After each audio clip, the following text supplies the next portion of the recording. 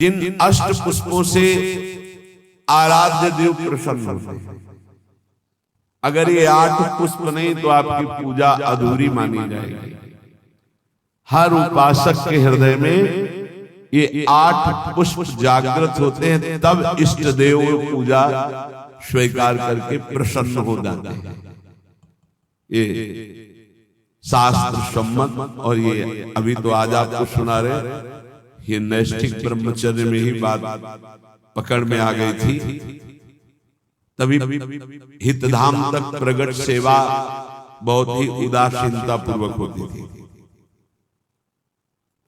कभी पोशाक नहीं धारण कराया, कभी जैसे छवि जो विराजमान यही छवि, यही नाम स्नान, और गुरुजी जो इत्र दे देते थे वो इत्र लगा गया, और इतना मिश्री का टुकड़ा भोग। हर समय हमारे अंदर यही था कि प्रियाजू का भोग और प्रियाजू के पुष्प कुछ अलग होते हैं, उनकी प्राप्ति। अहिंसा सत्यमस्तेयम ब्रह्मचर्य मकलकता एतानि मानसान्याहुर व्रतानि हरितुष्टये। क्या कह रहे हैं? जो इन व्रतों का पालन करता है उसको 8 पुष्प प्राप्त होते हैं। जो पुष्प हैं उनका नाम अभी बताए देते हैं, पर उन पुष्पों की प्राप्ति का उपाय बता रहे हैं। पुष्प है अहिंसा प्रथमम पुष्पम, द्वितीयम कर्णग्रहा, तृतीयकम भूत दया, चतुर्थम शांतिरेव च, समस्तु पंचमम पुष्पम, ध्यानम चैव तु सप्तमम, सत्यम चैवाष्टमम पुष्प, मेतैस्तुष्यति केशवः। ये 8 ये उसको प्राप्त होते हैं। इन्हीं पुष्पों से भगवान को अधीन किया जाता है, इन्हीं पुष्पों को भगवान पसंद करते हैं। जो व्रत है ये कायिक व्रत कहा जाता है, जिसमें हम फलाहार रहते हैं, दुग्धाहार रहते हैं, या जल पीकर रहते हैं। इसके द्वारा अगर मानसिक व्रतों की स्थापना नहीं हुई तो कायिक व्रत का कोई महत्व नहीं है। आजकल तो व्रत का उपहास किया जाता है, व्रत का उपहास किया जाता है। आप ऐसे ऐसे भोग सामग्रियां की जो प्राय रोज नहीं पाई जाती, वो व्रत में पाई जाती। सवा के चावल की खीर हम रहे, हमने देखा है, बढ़िया मेवा डालकर सवा के चावल की खीर, कूटू की पूड़ी, और बढ़िया सब्जी, घिया, आलू, ऐसे सेंधा नमक घी से बढ़िया पके हुए, क्योंकि आज फलाहार,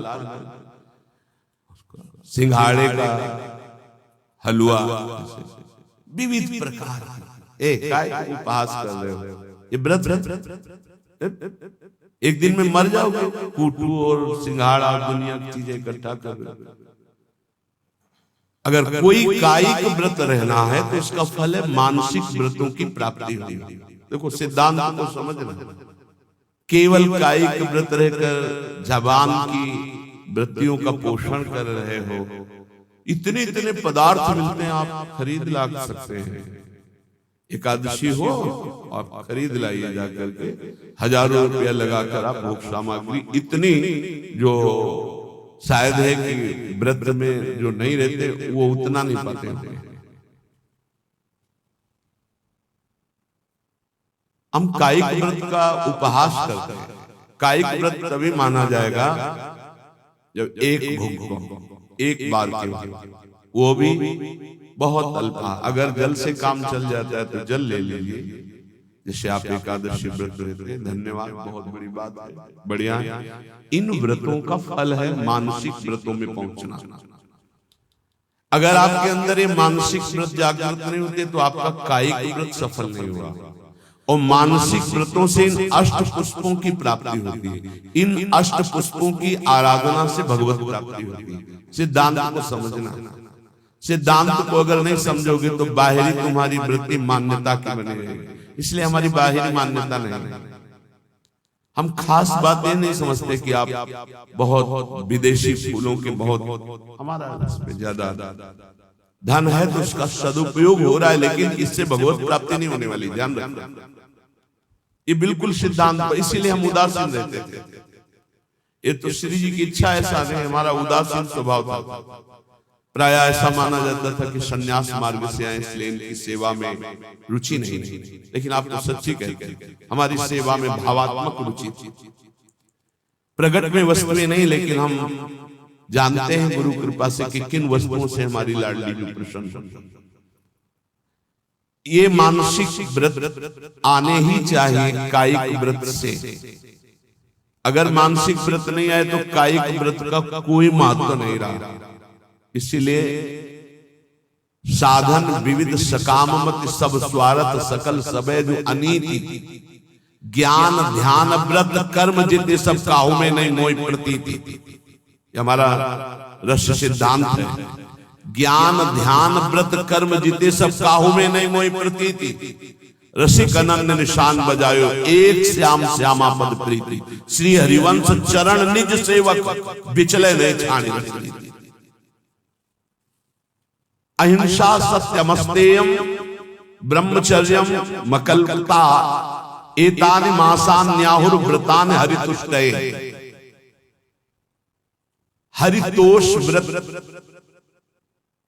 प्राय इस शब्द को एकादशी से जोड़ा जाता है कि एकादशी हरितोष व्रत है, ऐसा भी माना ये, लेकिन कायिक व्रत है। या करें हरितुष्टये, बिल्कुल भगवान को प्रसन्न करने के लिए, जिसमें निश्चित प्रसन्न हो जाएंगे। कायिक व्रत का फल है मानसिक व्रत, जागृत होना, मानसिक अहिंसा।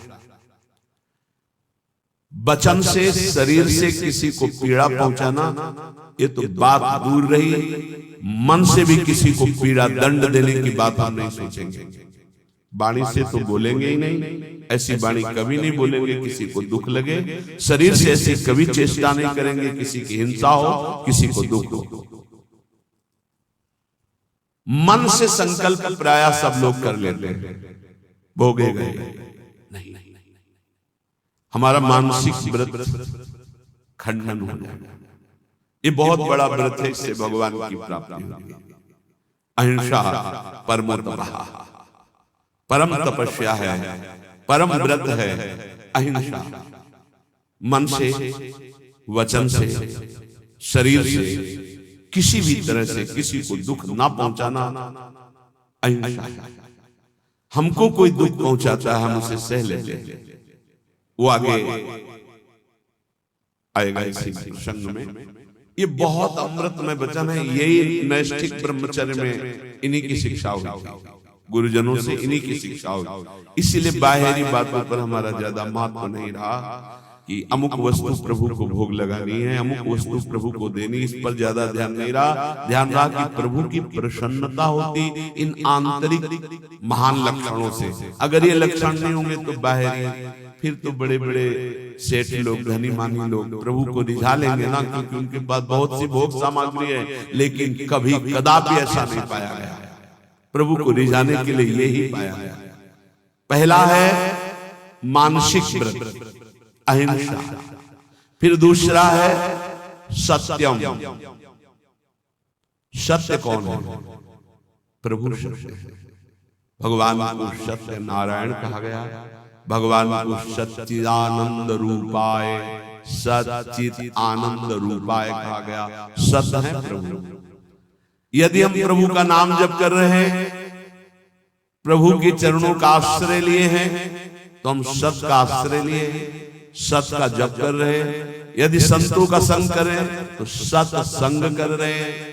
हमारे अंदर सत्य विचार है, हमारी सत्य क्रियाएं हैं, तो हमारी वाणी भी झूठ नहीं बोलनी चाहिए। सत्य भाषण है, सत्य संभाषण है, सत्य वार्ता है, वो सत्य है, वो सत्य है।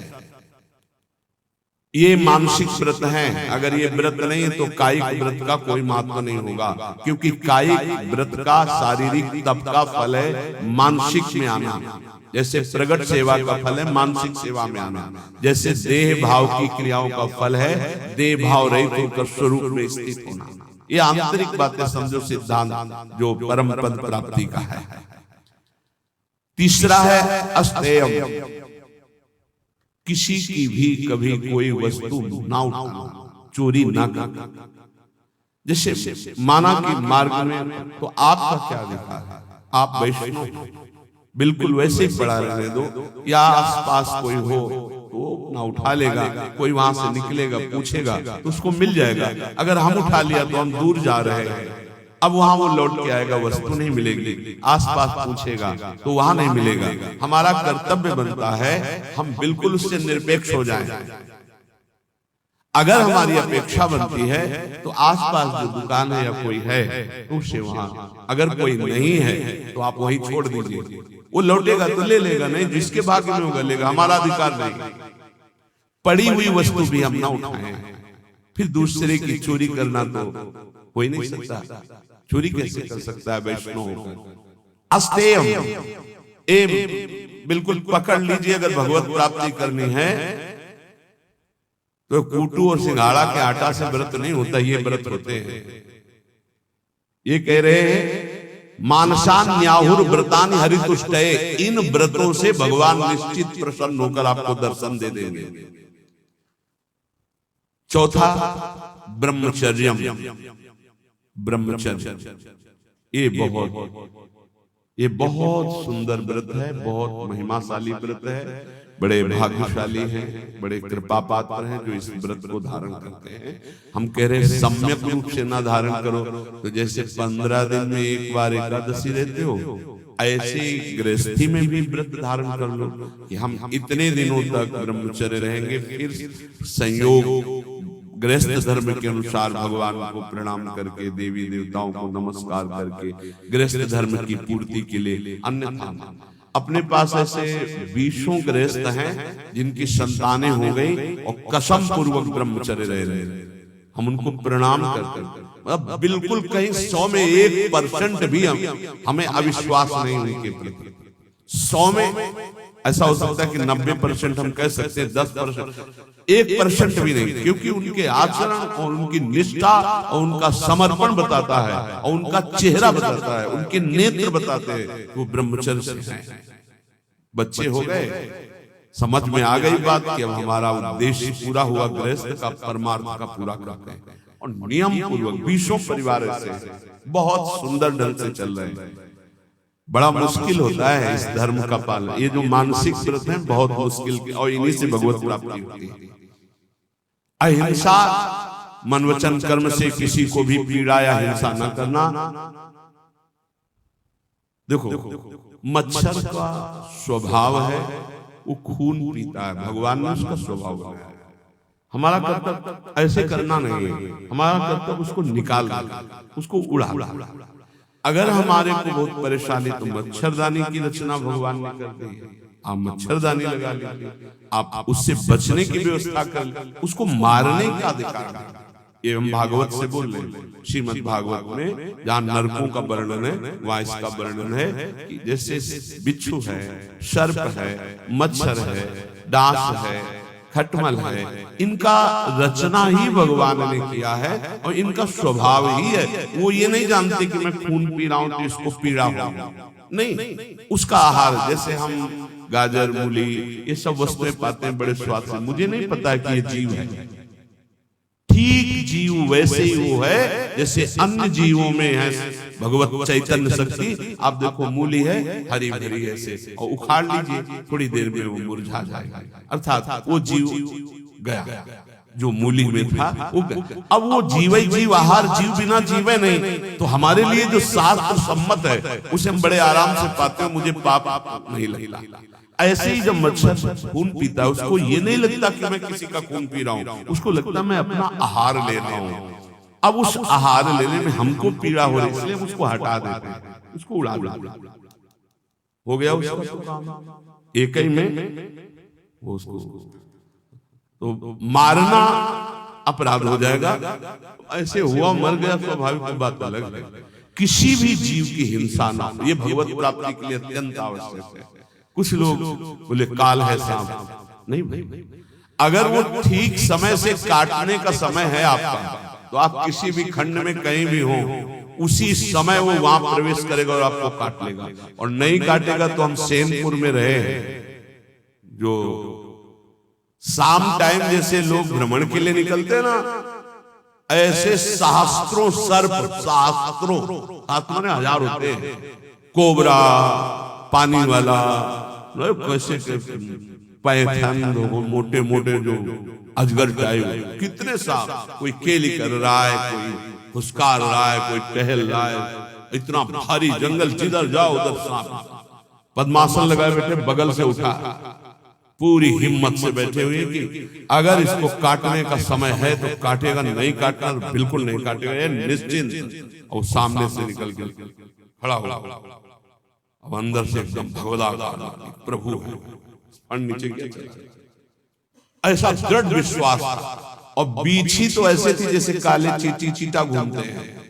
यहाँ जब कभी कोई सेनपुर का आवे, तिवारीपुर गंगा के क्या, तो पूछ लेना, वहां दोपहर के समय भले कोई गंगा नहाने चला जाए, नहीं वहां दिन में सुबह और शाम तो कोई जाता नहीं था, रात्रि में तो केवल 2 लोग रहते, एक सिद्ध पंजीरी बाबा और एक अपने बाबा, तीसरा कोई दोपहर के समय वहां भले कोई जाए, सुबह शाम वहां इन जीव जंतुओं की ऐसी बाहुल्यता कभी भी ऐसे टच नहीं किया, कभी नहीं। और खूब ऐसे सांप, ये मत सोचो कि सांप दिखाई दिया मार डालो उसको, नहीं, यह अपराध है। आप उसका निवारण कर दीजिए, आपको डर लगता है नहीं। पूज्य श्री राधा बाबा गीता वाटिका में जहरीला बाबा ने कहा, सुनो प्रभु, हम तो जान रहे हैं कि आप, लेकिन और लोग नहीं जान रहे, अगर और लोग जान गए तो आपको परेशान करेंगे, हम रास्ता बना रहे हैं, आप यहां से निकल जाइए। ऐसे एक लकड़ी करके ऐसे सांप बिल्कुल उसी रास्ते से चला गया। वो भगवत भाव से देख रहे थे, सांप भगवान। अभी 10-12 वर्ष पहले की बात है, छोटी कुटिया में थे, तो हितधाम में जिसमें स्वामी शरण जी की कुटिया थी, उसमें एक संत, वो 2 बजे रात्रि के उठ चुके थे, बाबा बाबा देखो कोबरा सांप आक्रमण कर रहा, हम तो अंदर से भाग आए, बिल्कुल हमका छेड़ना मत, अंदर विशाल हाथ जोड़ा और कहा, देखो आप जानते हो कि हम आपको कष्ट नहीं देंगे, हम ये बांस रख रहे हैं लंबा हुआ, आप इसमें लिपट जाओ, हम आपको बाहर कर देंगे। अगर ऐसा नहीं और ये उपद्रव करेंगे तो आपकी हानि हो जाएगी, या आप किसी की हानि करेंगे। बांस आप सत्य मानेंगे, बांस के प्रथम छोर पर ऐसे करके आराम से उठा के राधा राधा राधा राधा बाहर मदन टंकी की तरफ। अरे सब में श्री भगवान है, आप ऐसा डरो मत, जिससे जब आपकी हानि होनी है वो उसको आप रोक नहीं सकते। जन्मेजय जी ने बहुत बड़ी व्यवस्था की थी परीक्षित जी को तक्षक काटने के लिए। जब सांप हुआ था तो 7वें दिन उन्होंने एक से एक तांत्रिक मंत्र वाले, एक से एक औषधियां और एक खम्भ में महल की रचना करवाई गई। एक खम्भ और पूरा महल, उसके ऊपर परीक्षित, कहीं भी किसी भी तरह से चींटी भी नहीं रेंग सकती खंबे पे, और मंत्रवेत्ता बैठे हुए, वायु रूप में भी कोई नहीं जा सकता, ऐसे मंत्रों से बांध दिया गया था। लेकिन तक्षक ब्रह्म ऋषियों को कोई भी किसी तरह चेक नहीं किया जाता। वो भेंट देने आज बख्शी जी का 7वां दिन है, शायद ऐसा हो जाए कि ऋषि का सांप तक्षक डसे तो उनको परीक्षित जी के पास, तो बड़े बड़े ब्रह्म ऋषियों को एक पुष्प में बहुत छोटा, एकदम जैसे पुष्प का पराग उससे भी छोटा रूप रख के तक्षक बैठ गए, खुद ले जा रहे, और स्वयं मंत्रवेत्ता ऋषि हैं और उन्हीं के हाथ में कोई मंत्र काम नहीं कर रहा, क्योंकि खुद मंत्र में जा रहे हैं। ऐसी जगह बैठा कि कोई चेक नहीं कर सकता, कोई मंत्र का प्रयोग नहीं हुआ। गए जी परीक्षित के हाथ में दे, परीक्षित जी ने ही प्रणाम मुद्रा में से किया, विशाल काय रूप धारण किया, भस्म किया, आकाश में भावी को कोई मेट सके ऐसी, जो होना है वो होगा, जो नहीं होना नहीं। तो हम किसी की हिंसा ना करें, हम सदैव सत्य स्वरूप प्रभु का नाम जप करें, सत्य भाषण करें, सत्य आचरण करें, चोरी किसी की ना करें, अस्ते चोरी ना करें, और ब्रह्मचर्य ये बहुत अमृतमय है। जहां तक हो सके भगवान की कृपा से इसको धारण करो। बहुत समाज की हानि इस ब्रह्मचर्य व्रत के ना रहने से हो रही, बहुत हानि हो रही है। और कह रहे अकल किसी भी तरह से कपट न करो, किसी के साथ व्यवहार छल कपट वाला, सीधी सादी बात रखो, सरल स्वभाव मन कुटिलाई। भगवान के मोहि कपट छल छिद्र न भावा। ये कपट रख करके भगवत मार्ग के पथिक को बोल कुछ रहा है, चित्त में कुछ चल रहा है, आचरण में कुछ चल रहा है, ये ठीक नहीं है। जो बोल रहे हो वही आचरण में वही आपका चरित्र। मन, वाणी और शरीर एक होना ये निष्कपट भाव कहा जाता है। इस सरल भाव भगवान के मोहि कपट छल छिद्र न भावा। यहाँ कह रहे हैं कि निष्कपट भाव ये महान व्रत हैं। ये 5 जो व्रत धारण करता है वो और कोई व्रत करे ना करे निश्चित भगवत प्राप्ति रूपी अष्ट पुष्पों की हृदय में जागृति हो जाती है। अहिंसा सत्यमस्तेयम ब्रह्मचर्य मकलकता एतानि मानसान्याहुर व्रतान हरितुष्टे। कह रहे कि जो कायिक व्रत है, एक भुक्तम तथा नक्तो मुपवासो मथाचितम, जो 24 घंटे में एक बार केवल भोजन पाता है उसे व्रतधारी ही कहते हैं। भले वो अन्न पाता एक बार, कोई भी व्रत की पूर्णता एक बार, अगर 2 बार 3 बार तो व्रत नहीं माना जाएगा। नहीं, सुबह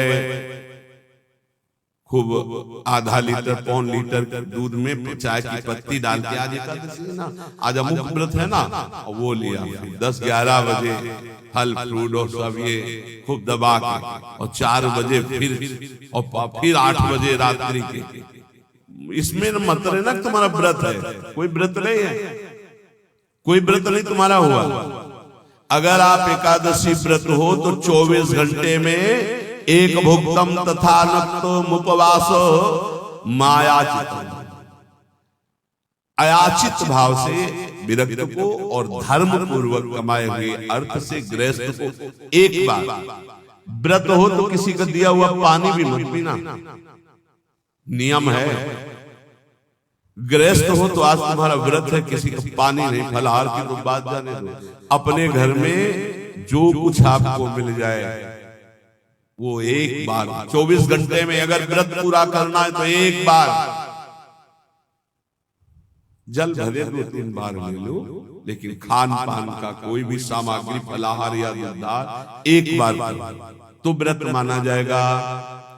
वैसे अगर 24 घंटे में एक बार अन्न पाता है तो व्रत वाला ही कहा जाएगा, उसका व्रत ही माना जाएगा। ये शास्त्र एक भुक्तम तथा नक्तो मुपवास मयाचितम, अयाचित भाव से एक बार जो प्राप्त हो गया उसको शरीर, एक बार से प्राणों का पोषण अच्छा हो जाता है। जिनका भगवत कृपा से अभ्यास बन जाए तो देख लो, लेकिन बहुत ही कठिन है जिनका बाल भोग सुबह से हो चाय और बिस्कुट और नाश्ता, और फिर दोपहर में, फिर शाम के 4 बजे चाय नाश्ता, और फिर 8 बजे भोजन। तो शरीर पोषण 14 बार करके कोई भगवत प्राप्ति के मार्ग में चले तो भाई प्रणाम है। वैसे भाई पीछे तो ऐसे नहीं चला गया, पीछे तो ऐसे हमने नहीं देखा किसी महापुरुष को कभी ये चाय नाश्ता का तो कोई सवाल ही नहीं। यार 24 घंटे में कभी कुछ मिल जाए तो बड़ी कृपा। एक भुक्तम, बहुत बढ़िया भजन होने लगेगा। देखो करके देखो, जिसको कब्ज होने लगे तो आंवला मंगा लो, भोजन के साथ आंवला की गुठली जो वहां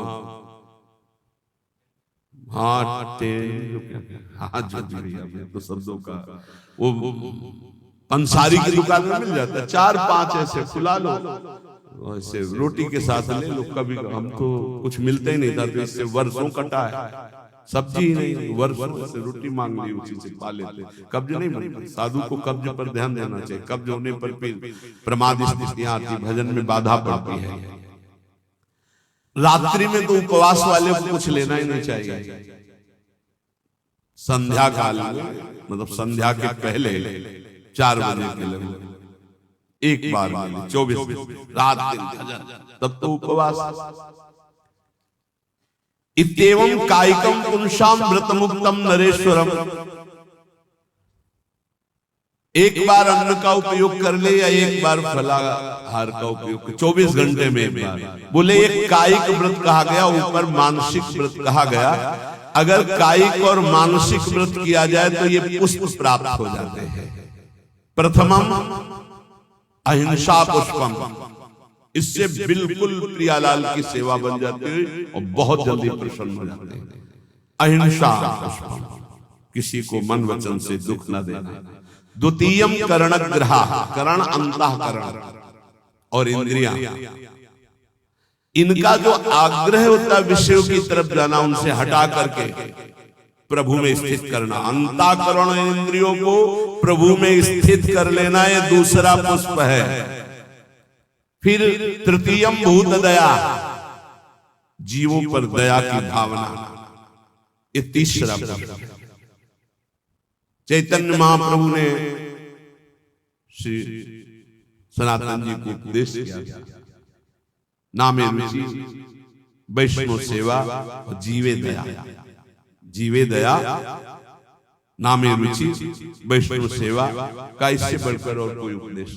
3 बात।